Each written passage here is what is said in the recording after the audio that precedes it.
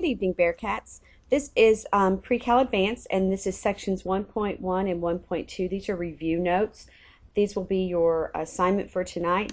You're going to fill these in. This will help give you some background information for 1.3. And then on Thursday and Friday, we're going to do an activity concerning linear equations. So I think this will be really important information. All right, so let's get started. The first thing I want you to do, is I want you to set your notes up like this in 3 columns. We talked about this in class, but I want you to set 3 columns up in your spiral, and I want you to label them topic and then definition formula and work it out. The first thing we're going to do is talk about the distance theorem, which you probably have written down from class, but if not, I want to make sure that you've written it down correctly, and then I want you to actually calculate. Your part is to calculate this distance, the distance formula, using those 2 ordered pairs. So you can imagine that those ordered pairs come from many different places. Those ordered pairs could be everything from points on a line to points across a circle, and many other situations. It could be part of a triangle. So it could be from here to here, this part of the triangle. So it could be different things. So I want you to imagine that those are 2 ordered pairs on some sort of plane, and that you're calculating the distance between those 2 ordered pairs, or the length of a line between those 2 ordered pairs. Next, I would like for you to calculate the midpoint.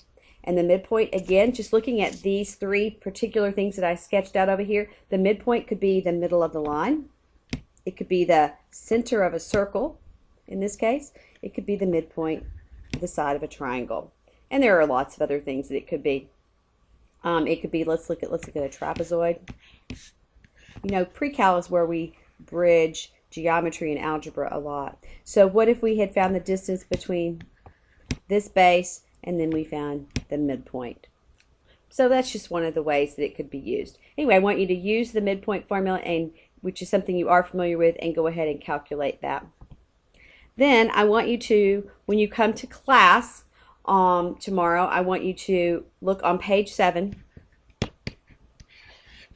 All right, look on page 7, and I want you to go ahead and fill in the formulas, the rest of these formulas, for the area, perimeter, circumference, or volume, depending on the object, and then I want you to sketch the object and label the parts. So if it's a length and a width, I want you to label it. If it's a radius, I want you to label it. So that's your part for 1.1. All right, you may want to pause for just a minute and go ahead and take care of this before we go on to 1.2. So I'll be right here waiting for you when you get back.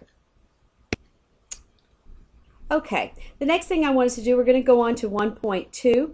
1.2 starts to introduce us to different types of functions. We're going to focus today primarily on linear, since that's what we'll be going into on this next unit. And then we'll go back and we'll pick up some of the other functions in class, just to extend our knowledge a little bit. The first thing I want to do before we get to the 3-column notes, and I do want you to have your 3-column notes set up again, and this is how we'll be taking notes all year this year, is in these 3 columns with this information. It's a really great way, a good graphic organizer for you for math. It'll be a good way for you if you're a senior going off to college to know how to set up your notes when you go off there or go on to calculus next year here. All right, so slope. Let's talk about slope. I haven't written that formula down, but I do want you to write it down in your notes. And actually what I want you to do is I want you to highlight it. Okay, I want you to highlight. You can either highlight over the top of it or put a big highlighted box around it. But when I come check your notes, I'm going to be looking for your slope formula, since that's something that I did not type out on these notes. Just make sure you have it down. Of course, by now you know the slope formula is y2 minus y1 over x2 minus x1, and that equals our slope. Or now that you've gotten to pre-cal and further in math, you may see it as written as the change, the little delta y. That means the change. Delta means change in the y over delta x, which is the change in the x, and that would equal your slope. So those are just a couple of different representations of slope. I want you to notice the traditional slope formula if we were to put parentheses around the top and the bottom. And I wanted to get rid of the denominator over here. I wanted to move the denominator to the other side.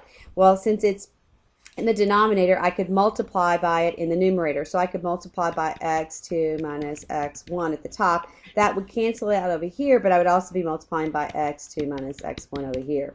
So when I do that, look what happens. I end up with y2 minus y1 equals slope times x2, minus x1.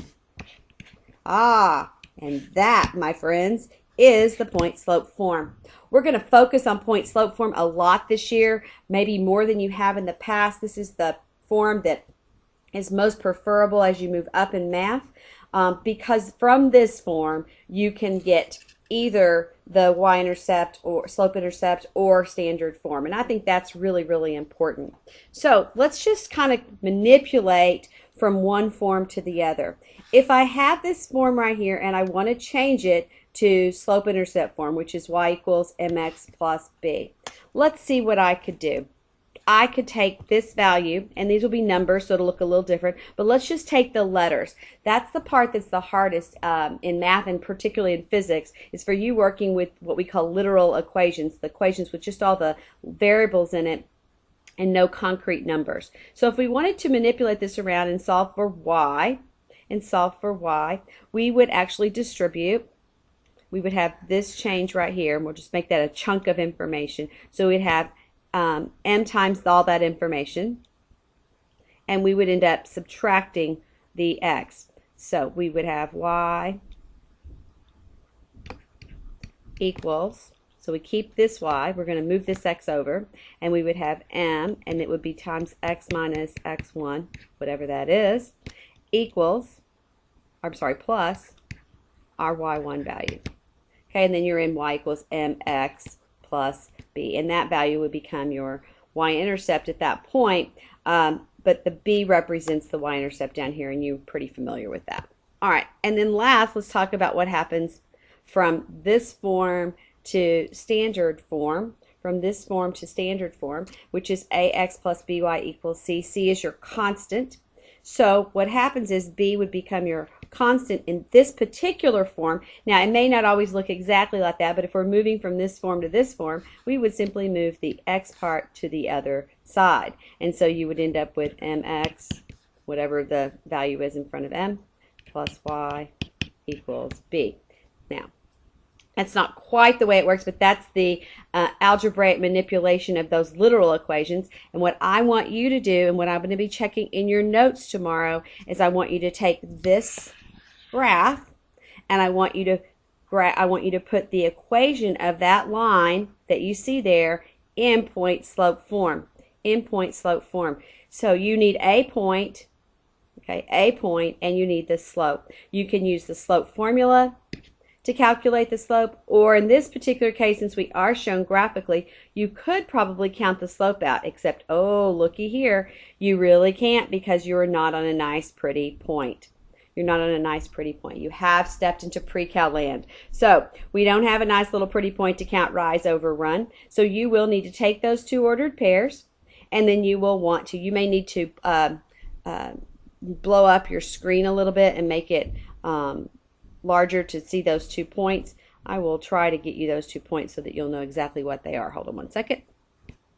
All right, so those two ordered pairs, if you can't see them clearly or they're too small for you to see, you probably can see them just fine, are -2, 1, and then 1.5, -1. So I want you to use one of those points. Give you a little hint. I would use the point that doesn't have the fraction in it. That would be my personal preference. And then you also want to calculate the slope, and I want it in point slope form. After you get point slope form, I want you to take that form and manipulate it and write it in slope intercept form, and manipulate either from slope intercept or actually from the original point slope form into standard form. All right, that's all that you have to do tonight. Tomorrow when you come to class, I'm going to look for that. When you get here, I want you to make sure that you have gone to page 7 if you haven't already and written down that information.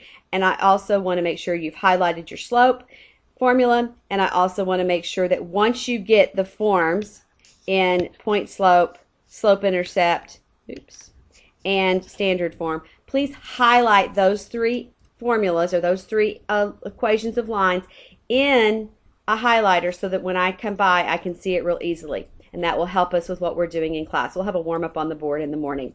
All right, have a great night. See you later, Bearcats.